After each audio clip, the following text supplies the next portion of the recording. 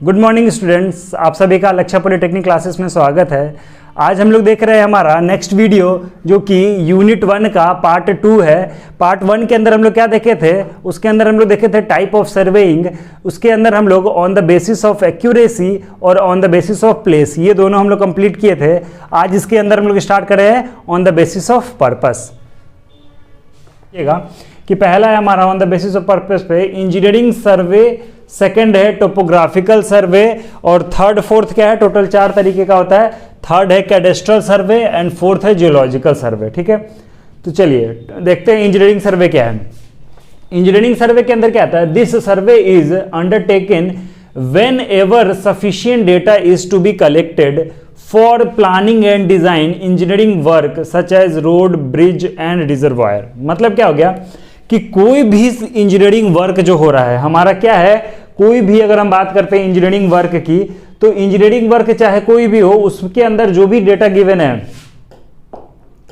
देखिए क्या कह रहा है यहाँ पे कि इंजीनियरिंग वर्क क्या हो सकता है, रोड बना रहे, ब्रिज बना रहे, रिजर्वायर बना रहे, डैम बना रहे, कुछ भी बना रहे हैं, तो उसके अंदर जो भी हम सर्वे कर रहे हैं वो सब किसके अंदर आ जाएगा, इंजीनियरिंग सर्वे के अंदर। ठीक है, अब बात यहां क्या हो रहा है कि हम किसको बांट रहे हैं, सर्वे को बांट रहे हैं। तो सर्वे का पर्पस क्या है, सर्वे का पर्पस क्या है, तो on the basis of engineering जो भी इंजीनियरिंग वर्क हो रहा है उसके अंदर जो भी हम डेटा कलेक्ट कर रहे हैं, सफिशिएंट डेटा, जो हम लोग डेटा क्या कलेक्ट कर रहे हैं, length, width, height, elevation, volume, area, सारा कुछ, ये सारा जो डेटा कलेक्ट कर रहे हैं किसके अंडर, इंजीनियरिंग वर्क के अंडर। और वो क्या क्या हो सकता है, रोड हो सकता है, ब्रिज हो सकता है, रिजर्वायर हो सकता है। इन सब के अंदर जो भी हम डेटा कलेक्ट कर रहे हैं वो किसके अंदर आ जाएगा, इंजीनियरिंग सर्वे के अंदर आ जाएगा। ठीक है, उसको हम इंजीनियरिंग सर्वे कहेंगे।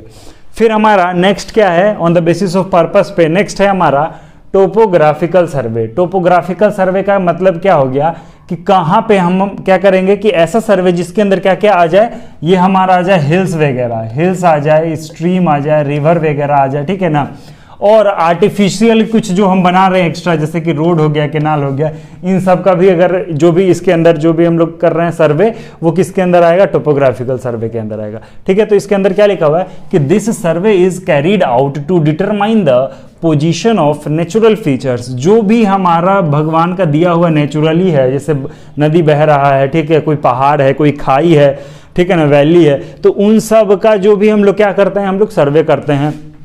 उसके बाद एक्सेट्रा, कौन कौन, river, stream, hills etcetera, and artificial feature, जैसे आर्टिफिशियल में क्या हो गया, रोड हो गया, कैनाल हो गया, जो हम बना रहे हैं आर्टिफिशियली, उनका survey. The purpose of such survey is to prepare map. Finally हमें क्या बनाना है इसके अंदर, हमें प्रिपेयर क्या करना है, मैप प्रिपेयर करना है। वही होता है नक्शा हमें प्रिपेयर करना है, मैप बना लिए, which is called the topo sheet. और उसको क्या कहेंगे हम लोग, जो टोपोग्राफिकल सर्वे जिस शीट पे बनाया जाता है उसको क्या कहते हैं, टोपो शीट कहते हैं। ठीक है ना, तो ये सारा कुछ किसके अंदर आ गया, टोपोग्राफिकल सर्वे के अंदर आ गया। हमारा नेक्स्ट पॉइंट क्या है, हमारा सी पॉइंट, कैडेस्ट्रल सर्वे। ठीक है ना, कैडेस्ट्रल सर्वे क्या होता है, ध्यान से समझिएगा। कैडेस्ट्रल सर्वे में एक वर्ड आप लोग को याद रखिएगा जो कि आप लोग को क्वेश्चन भी आया हुआ है, क्या है वो, हमारा प्रॉपर्टी लाइन। ये जो लाइन लिखा हुआ है ना, प्रॉपर्टी लाइन, ये प्रॉपर्टी लाइन आप लोग को याद रखना है। कैडेस्ट्रल सर्वे क्या बताता है, प्रॉपर्टी लाइन बताता है। जैसे कि आप लोग कोई गांव का नक्शा लेते हैं, कोई एक पर्टिकुलर गांव का नक्शा ले रहा है, तो उसके अंदर कोई भी डिस्ट्रिक्ट का गांव का नक्शा है, तो उसके अंदर जो हमारा क्या होता है, एरिया होता है कुछ, कि ये हमारा प्लॉट है, उसके बगल में जो प्लॉट खाली है वो रोड के लिए है, ठीक है ना, वो रोड वो सरकारी जमीन है, मतलब ये सारा कुछ बाउंड्री लाइन। फिर क्या होता है कि स्टेट का जो बाउंड्री लाइन होता है, स्टेट का जो होता है ना, इसके अंदर देखिए क्या लिखा हुआ है, सर्वे रिलेटिंग टू लैंड बाउंड्रीज। देखिए ये बाउंड्री बताता है, ठीक है ना। कैडेस्ट्रल सर्वे के अंदर क्या होता है, बाउंड्री को हम लोग डिस्कस करेंगे। And subdivisions made to create और to define the limitation of the title. मतलब वही हो गया कि एक डिफाइन कर दिएगा कि यही हमारा रेंज है, इसके आगे हम लोग क्या होता है, वो क्या बताया, एक तरह से हमारा बाउंड्री बता दिया। अब बाउंड्री क्या एक्सप्लेन करता है कि यही आप लोग का एरिया है जिसके अंदर आप लोग को सर्वे करना है, चाहे जो भी करना है। तो इन सब चीज के जो भी बाउंड्री लाइन बता रहा है, चाहे हमारा प्रॉपर्टी लाइन बता रहा है, वो किसके अंदर आता है, कैडेस्ट्रल सर्वे के अंदर। तो ये वर्ड आप लोग को बहुत ध्यान में रखना होगा। कैडेस्ट्रल मतलब प्रॉपर्टी लाइन, बाउंड्री, ये सब वर्ड आप लोग को ध्यान में रखना पड़ेगा, तब जाकर के आप लोग को ये होगा, एग्जाम में आप लोग को इजीली बना पाइएगा। And to determine a unit suitable for transfer including surveying involve retracement for the identification and resurvey for the restoration of property line. मतलब यही हो गया इसका मतलब कि जो भी प्रॉपर्टी लाइन का सर्वे हो रहा है वो किसके अंदर होता है, कैडेस्ट्रल सर्वे के अंदर हो रहा है, ठीक है ना। तो ये सारा कुछ है किसके अंदर, कैडेस्ट्रल के अंदर। लास्ट है हमारा टाइप ऑफ सर्वे का में क्या है कि जियोलॉजिकल सर्वे, ठीक है ना। जियोलॉजिकल सर्वे क्या है, on the basis of purpose देख रहे थे, तो on the basis of purpose का लास्ट है क्या हमारा, जियोलॉजिकल सर्वे।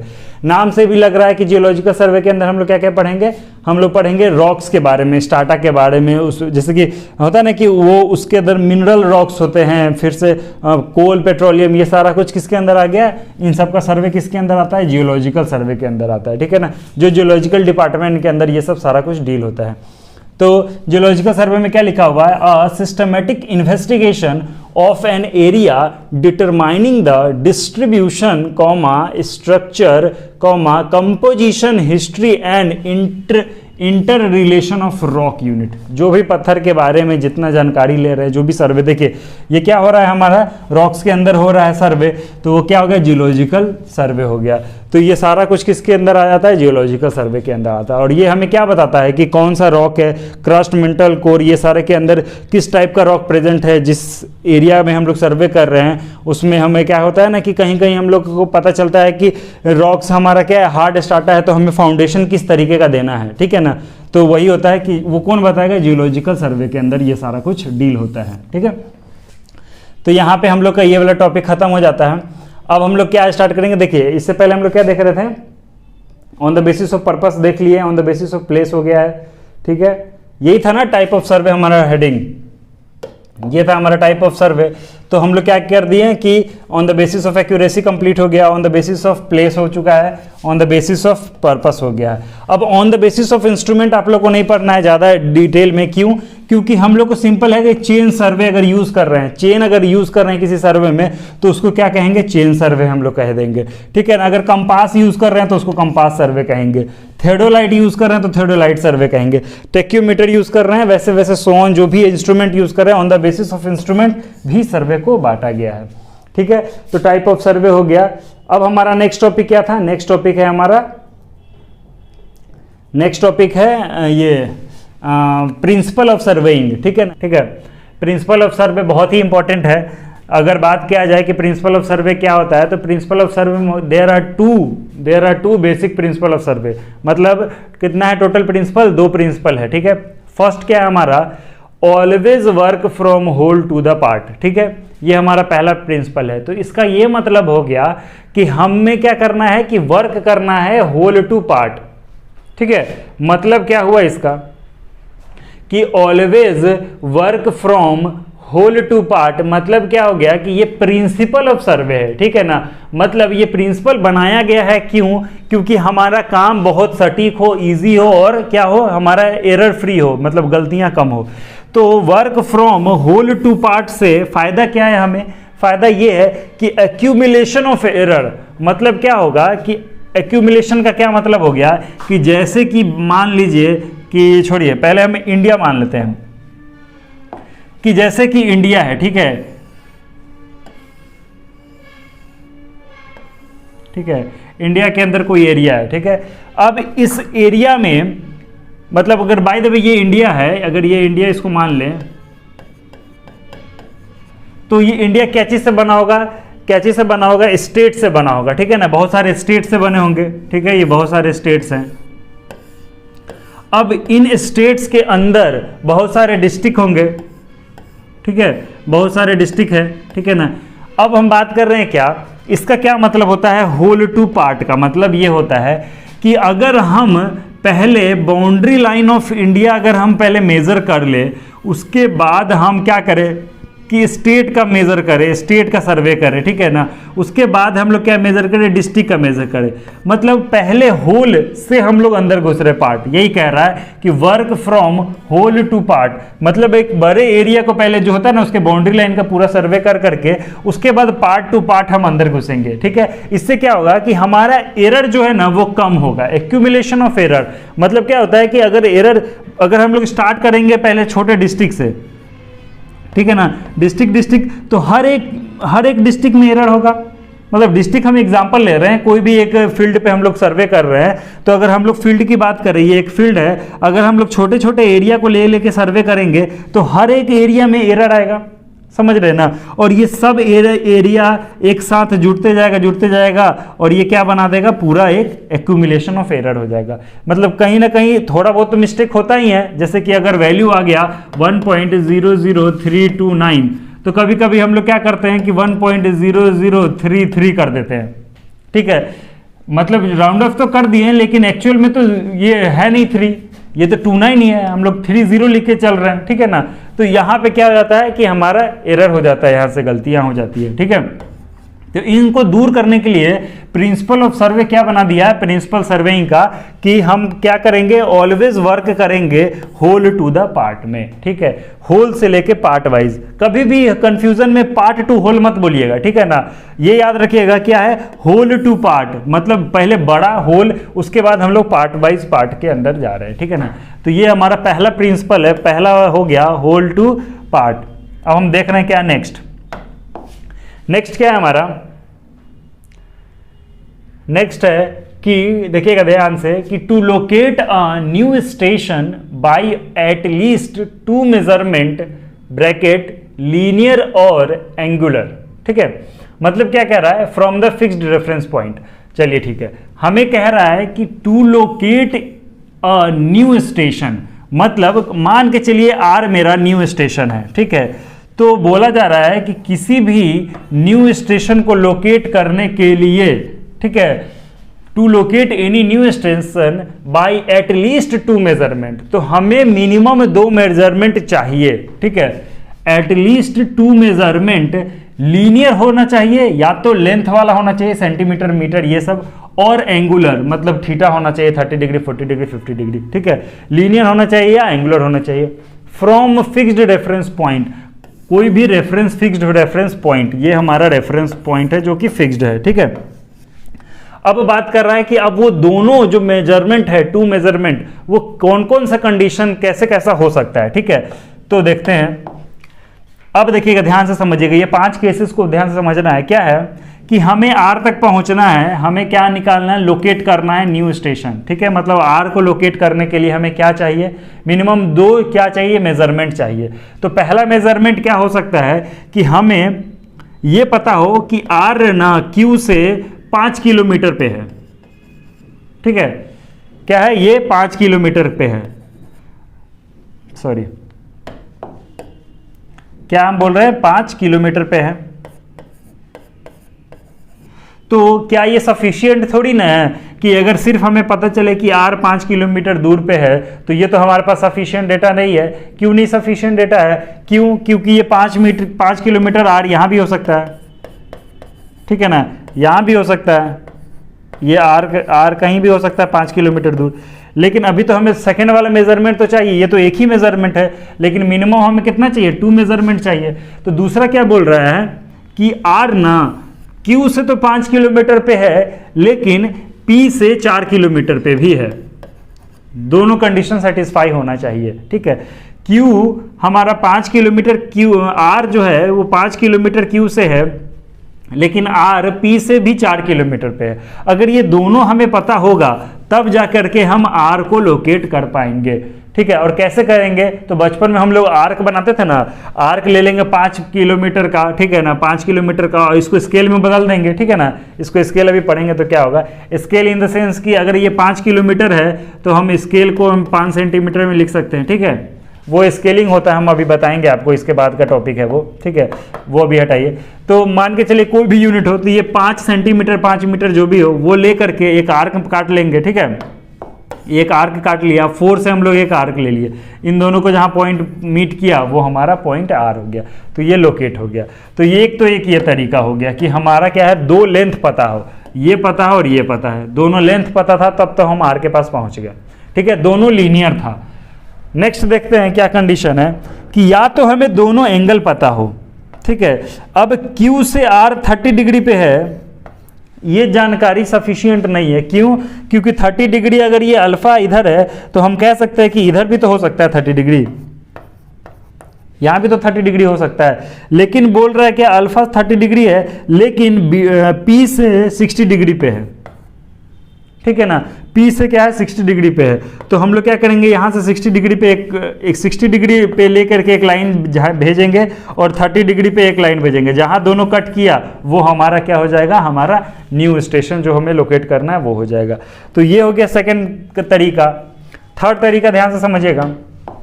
थर्ड क्या है कि हमारा आर को लोकेट करना है, तो हमें कहा गया है कि पी क्यू के जो बाइसेक्ट कर रहा है बीच में वहां से 90 डिग्री पे है, ठीक है ना, वहां से 90 डिग्री पे है।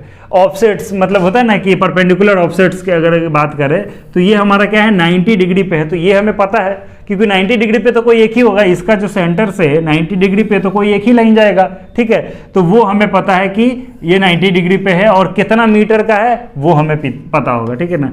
तो यहाँ पे एक लेंथ पता होगा और ये डिग्री पता होगा, थीटा पता होगा, यहाँ पे लेंथ पता होगा, 2 मेजरमेंट हमें चाहिए, ठीक है।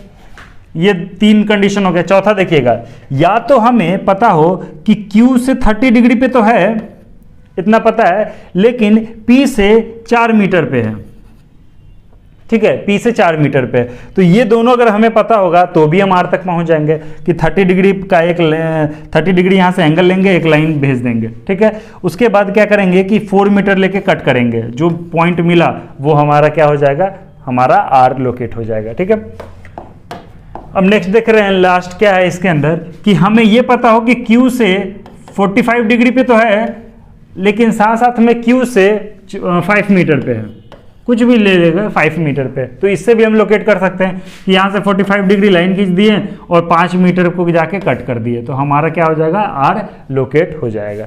तो ये सारा तरीका है किसको हमें फाइंड आउट करना है कोई भी। तो ये हमारा क्या है, सेकेंड प्रिंसिपल है, ठीक है ना। तो बहुत ईजी है, इसमें कोई दिक्कत नहीं है। चलिए हम लोग नेक्स्ट टॉपिक अब देख रहे हैं, ये हमारा प्रिंसिपल ऑफ सर्वे यही था, इन दोनों को बढ़िया से लिख लीजिएगा। और नेक्स्ट हमारा क्या अब स्टार्ट हो रहा है, स्केल। नेक्स्ट टॉपिक क्या है हमारा, स्केल। बहुत ही इंपॉर्टेंट है, बहुत सारे न्यूमेरिकल इसके अंदर अभी हम लोग करेंगे। स्केल आप लोग ध्यान से समझिएगा क्या होता है स्केल। सिंपल स्केल का काम क्या है, ठीक है ना। स्केल का अगर काम समझ जाएगा तो फिर आप लोग को आसानी होगा। क्या होता है स्केल, कि हमें स्केल का काम तब आता है कि जब हम कोई भी फील्ड का, जो भी फील्ड का नक्शा को हम किस पे करना है, सीधे पेपर पे उतारना है। तो हमें क्या करना होगा, किसका हेल्प लेना होगा, स्केल का हेल्प लेना होता है, ठीक है। तो स्केल का अगर हेल्प लेना है तो हम क्या बोल रहे हैं कि जो भी हमारा, देखिए एक तो हो गया मैप डिस्टेंस और ये हो गया ग्राउंड डिस्टेंस, ठीक है ना। ये दोनों का रेशियो होता है scale, map distance divided by ground distance. मतलब क्या हो गया, ध्यान समझिएगा कि अगर हमारा ये पेपर है, ठीक है ना, ये हमारा पेपर है, और जो फील्ड होगा बहुत बड़ा होगा, ठीक है ना, ये बहुत बड़ा फील्ड होगा। यहाँ पे आप लोग नहीं समझिएगा, ध्यान से समझिएगा यहाँ पे, ठीक है। यहाँ से हम लोग क्या देख रहे हैं कि एक हमारा है क्या, एक तो हमारा पेपर है हमारे पास, ठीक है, और एक हमारे पास क्या है, फील्ड है, ठीक है, 2 चीजें हैं। तो हमें क्या करना है कि फील्ड को हमें क्या, कहाँ बनाना है, पेपर पे बनाना है। चलिए ठीक है, फील्ड पे हम लोग गए। तो फील्ड पे जाने के बाद पता चला कि हमारा यहाँ पे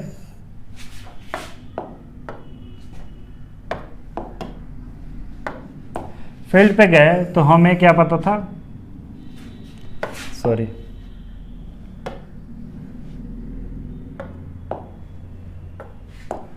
फील्ड पे हमें कोई ना कोई लेंथ, विड्थ,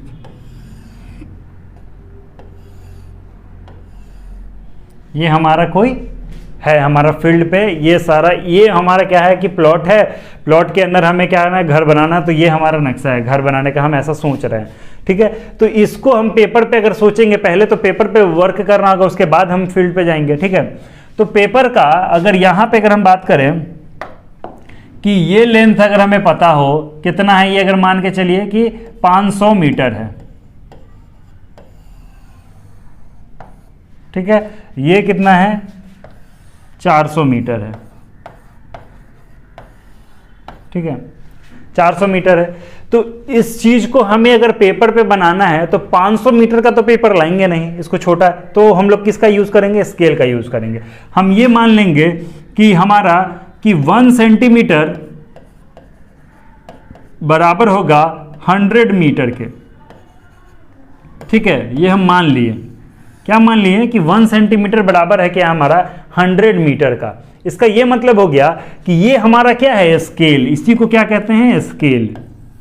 समझ में आया, ये है हमारा स्केल कि 100 मीटर का जो ग्राउंड पे है वो पेपर पे क्या है 1 सेंटीमीटर ही है। मतलब अगर हम ये लेंथ विड्थ अगर इस पे बनाएंगे तो 500 मीटर का हमारा क्या हो जाएगा, सीधा सीधा अगर 1 सेंटीमीटर 100 मीटर को शो करता है तो 500 मीटर कितना को करेगा, 5 सेंटीमीटर को। ये लिख सकते हैं ना 500 मीटर। तो 500 मीटर को हम लोग क्या कर सकते हैं, यहां पे सिंपली क्या कर सकते हैं, बना दिए क्या 5 सेंटीमीटर का। 5 सेंटीमीटर तो आप बना सकते हैं, तो ये 5 सेंटीमीटर है, मान के चलिए ये 5 सेंटीमीटर है।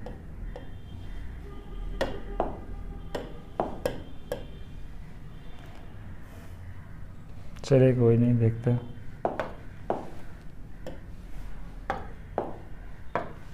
ये हमारा क्या था, पेपर था, मान के चलिए ये हमारा पेपर है। इसके अंदर हमें क्या बनाना है, ये वाला लेंथ विड्थ पहले बनाना है। चलिए ठीक है,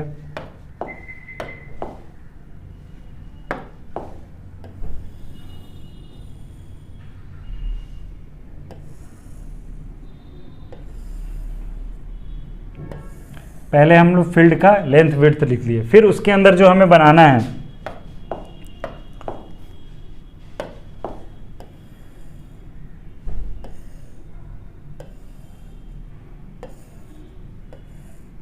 ये हमने बना दिया। ध्यान समझिएगा, क्या है कि ये हमारा पेपर है और ये हमारा फील्ड है। रुकिएगा, फील्ड अब देखते हैं फील्ड कैसा है। ये हमारा फील्ड है,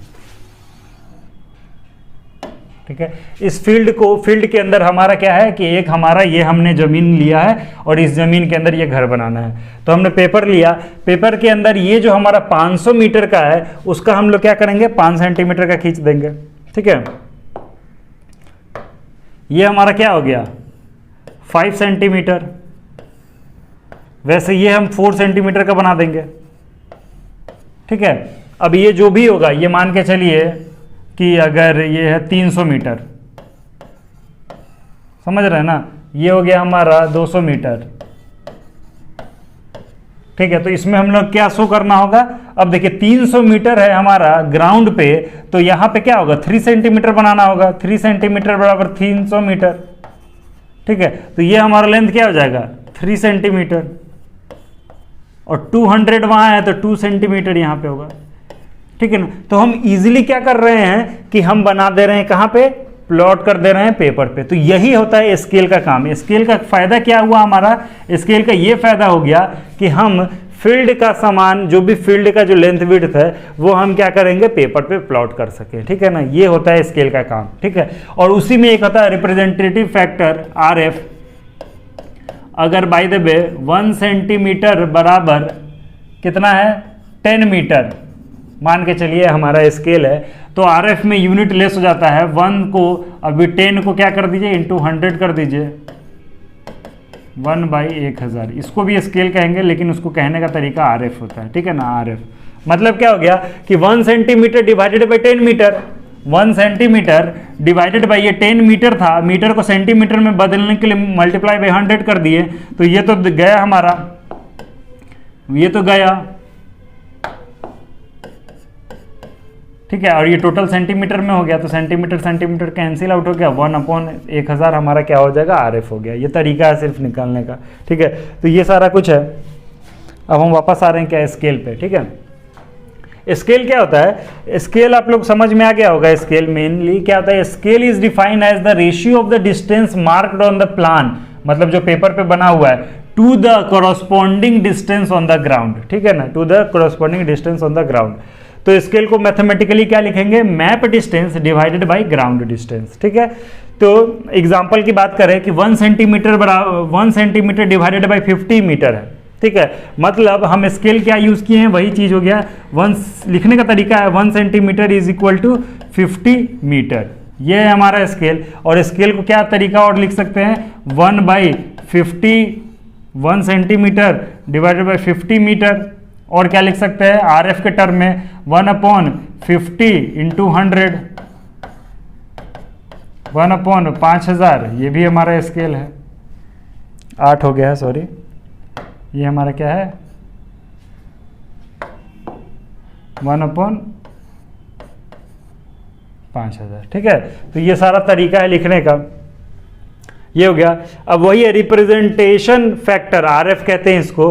तो इसको कैसे बदलना है, यूनिट लेस होता है ना, यहाँ पे तो यूनिट लिखा हुआ है, यहाँ पे यूनिट लेस है, तो 1/50 इंटू 100 कर दीजिए, नीचे वाले को भी सेंटीमीटर में बदल दीजिए, 1/5000, ये हो गया हमारा स्केल, ये भी स्केल हो गया।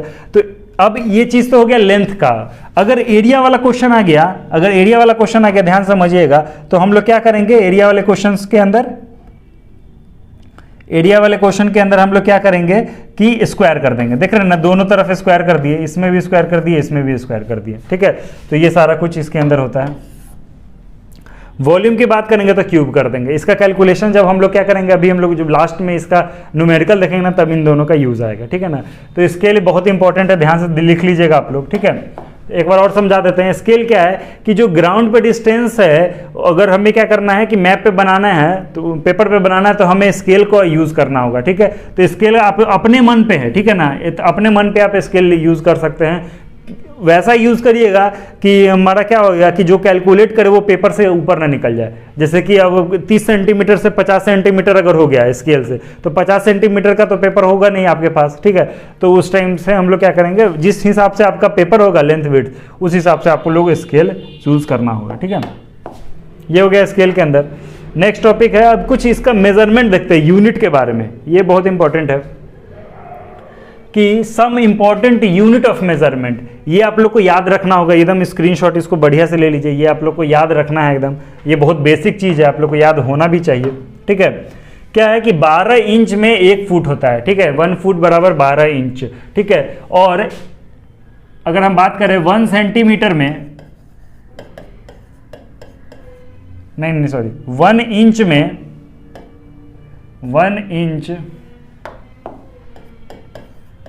1 इंच बराबर, ये ध्यान से 2.54 सेंटीमीटर होता है, ठीक है। ये भी याद रखिएगा साथ में कि 1 इंच में 2.54 सेंटीमीटर होता है, और 12 इंच अगर ऐसा मिल गया तो 1 फुट कहलाएगा, ठीक है ना। 1 फुट हो गया। और वही हो गया, फुट तो सिंगुलर था ना, फीट 3 फीट की बात करें तो 3 फीट बराबर 1 यार्ड हो गया, ठीक है ना। 1 यार्ड है। ये सब चीज़ें आप लोग को याद रखना होगा। 5, अगर सब कुछ याद नहीं रखना है, जो इंपॉर्टेंट, जैसे कि ये आपके लिए इंपॉर्टेंट है, ये भी इंपॉर्टेंट है, ठीक है। फिर आता है 5.5 यार्ड को 1 रॉड कहते हैं, पोल कहते हैं, पर्च कहते हैं, ठीक है। 4 पोल को 1 चेन कहते हैं, 66 फीट का। अब ये देखिए, ये जरूरी नहीं है 1 चेन 66, गंटर एक चेन आता है, गंटर नाम है उसका, तो उसका होता है 66 फीट। फिर आता है इंजीनियरिंग चेन, उसका क्या हो जाता है, अलग अलग चेन का अलग अलग होता है। इंजीनियरिंग चेन होता है 100 फीट का, ये घंटर चेन होता है 66 फीट का। टाइप ऑफ चेन में जब हम लोग चेन पढ़ेंगे नेक्स्ट हमारा चैप्टर, तो उसके अंदर ये सब देखेंगे। ये हो गया।